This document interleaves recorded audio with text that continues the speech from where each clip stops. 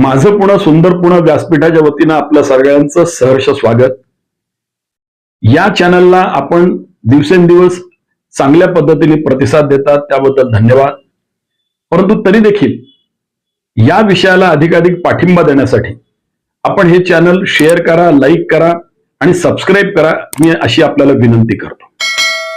आजचा विषय जो आहे तो कालच झालेली बांगलादेशची निवडणूक, त्या निवडणुकीचा निकाल, त्या निकालाच्या नंतर बीएनपी नावाचा पक्ष आणि त्यांचा पक्षनेता ताहिर नावाचा माणूस हा भविष्य काळामध्ये बांगलादेशचा प्रधानमंत्री असणार आहे।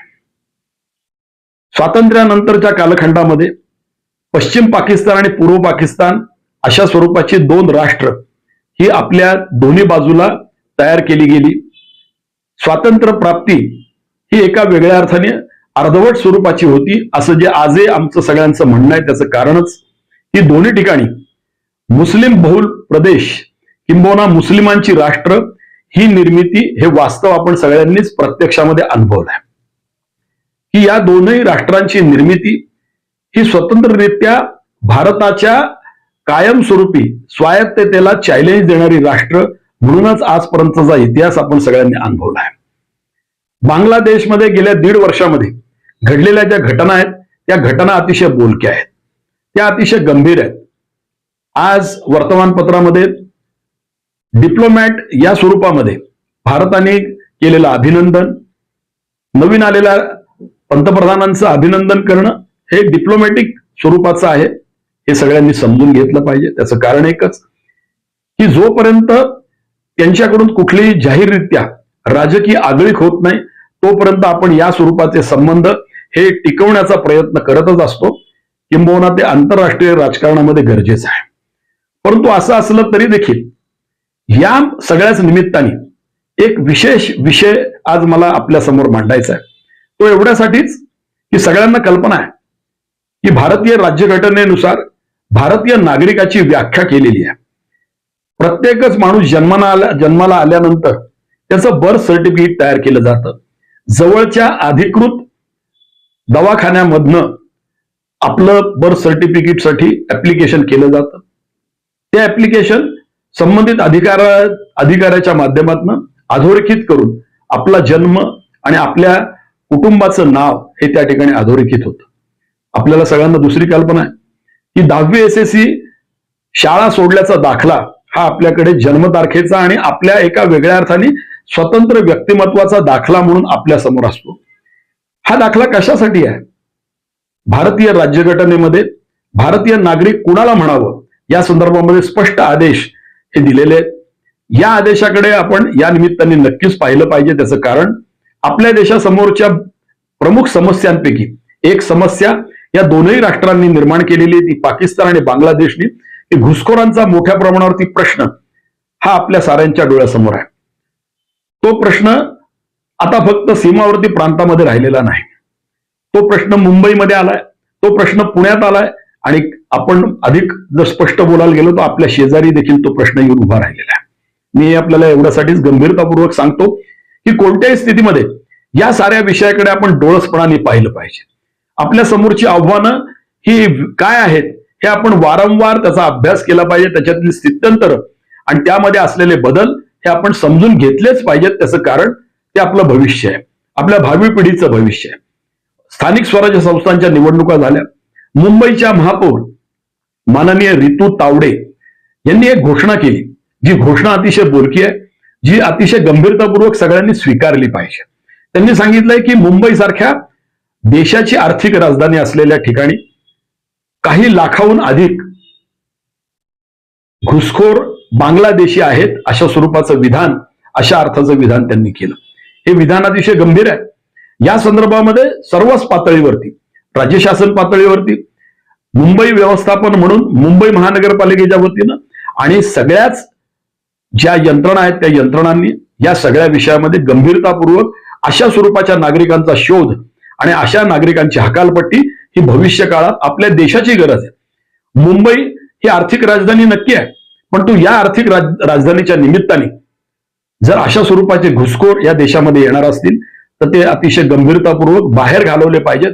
ही काळाची गरज आहे की संपूर्ण बांगलादेशमध्ये शेख हसीनाच्या पलायनानंतर आपण सगळ्यांनी एक गोष्ट पाहिली असेल की इस्लामी कट्टरतावाद, प्रचंड प्रकारचं मोठं अराजक हे सगळेच जण आज पाहतायत. ह्या अराजकाला जबाबदार कोण आहे? ह्या अराजकाला जबाबदार पूर्णपणाने धर्मांध शक्ती ही याच्या मागे उभी आहे.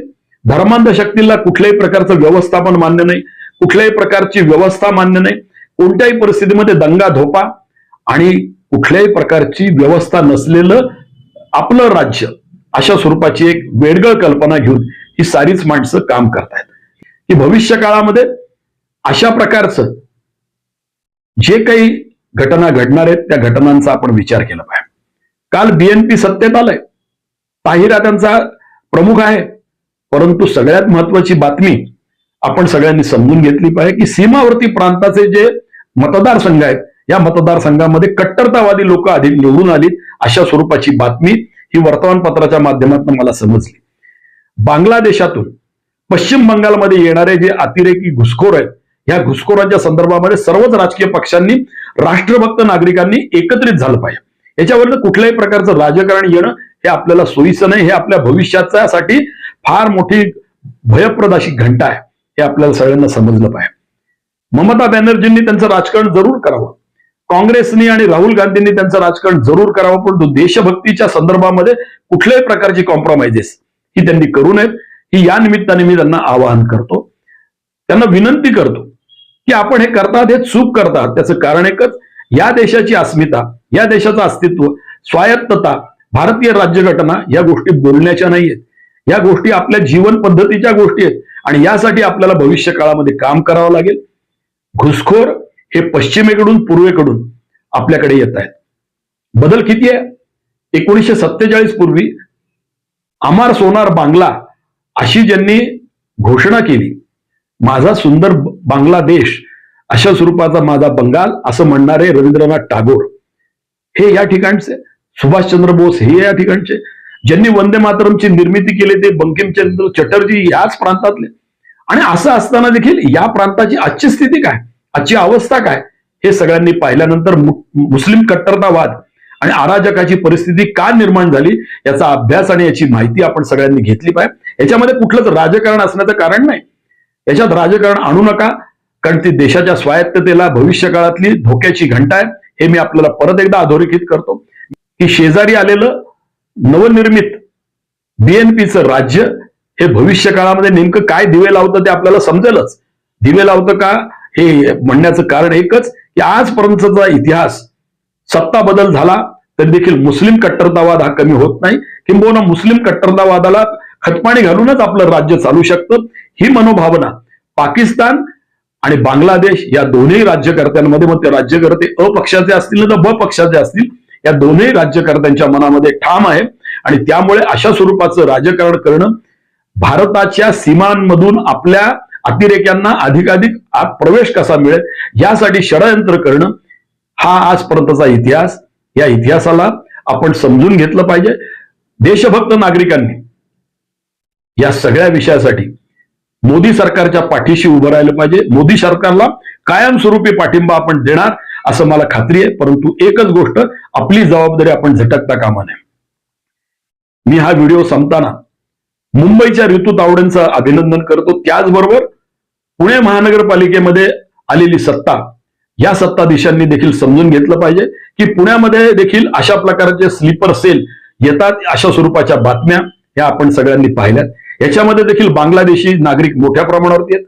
बुधवार पेठेमध्ये गेल्या 8 दिवसामध्ये झालेली एक धाड आणि त्या धाडीमध्ये सापडलेली माणसं ही बांगलादेशी नागरिक आहेत, महिला आहेत.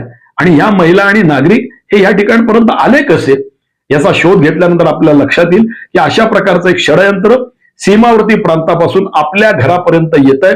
हे सगळ्यांनी या नंतरच्या कालखंडामध्ये समजून घेतलं पाहिजे. भविष्यकाळ हा आपल्याला एका वेगळ्या अर्थाने आव्हानात्मक आहे. ते आव्हान आपण स्वीकारणारच, कारण आपण देशभक्त नागरिक आहोत. भारतीय राज्यघटनेने नागरिकत्वाची जी काही व्याख्या आणि प्रत्यक्षामध्ये कर्तव्य सांगितलेली आहेत त्या कर्तव्यामध्ये या साऱ्या गोष्टी अंतर्भूत आहेत. मी आपल्याला एवढंच सांगेन की कोणत्याही स्थितीत आपल्या भावी पिढीला आपल्याला स्वतःला या विषयापासून अधिकाधिक सावध राहिलं पाहिजे. एवढंच कालच्या निकालाने मी न सुखावता आपल्या सगळ्यांना जागृत करू इच्छितो, म्हणून आजचा व्हिडिओ प्रपंच केलाय. हा व्हिडिओ आपल्याला आवडला असेल तर जरूर शेअर, लाईक आणि सबस्क्राईब करा आणि या चॅनलला अधिकाधिक पाठिंबा द्या, हे परत एकदा आवाहन करतो आणि थांबतो. धन्यवाद. जय हिंद.